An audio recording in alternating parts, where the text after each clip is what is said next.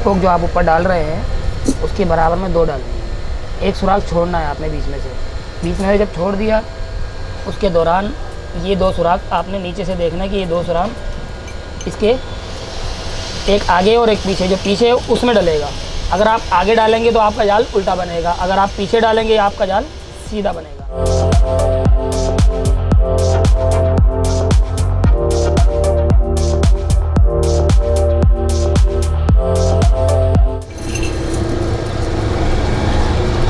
ये आपका जाल मुकम्मल।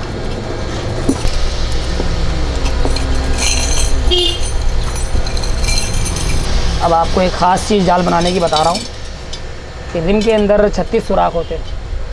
36 सुराखों में एक सुराख नलकी का होता है।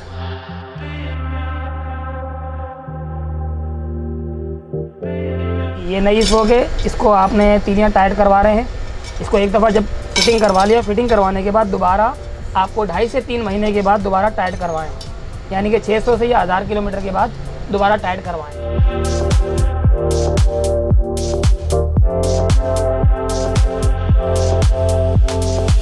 सबसे पहले अभी हमने इसको टाइटिंग करना है। जाल हमारा कंप्लीट हो चुका है। इससे पहले एक दफ़ा टाइट करेंगे गोल पाने से, हाथ के पाने से, यानी कि बेरिंग को आराम आराम से आहिस्ता आहिस्ता यहाँ से ठोकना शुरू करें। आप यहाँ लाकर छोड़ दें। इसके साइज़ की हो, यहाँ कॉलर है, इस कॉलर के साइज़ की हो या उससे ऊपर हो, नीचे ना हो।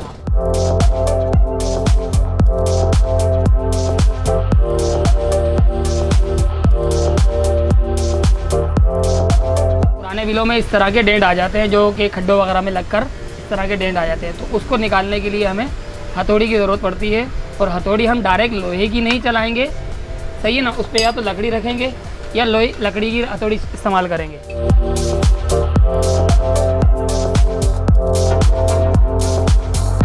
ये डेंट आपको देख रहे हैं, ये डेंट आ गया, एक डेंट ये है, एक डेंट ये है। इस तरह के पुराने व्हील तैयार हो सकते हैं। बाद वक्त टाइम पर लोग कहते हैं कि ये चीज़ तैयार नहीं होगी, हर चीज़ तैयार हो जाती है।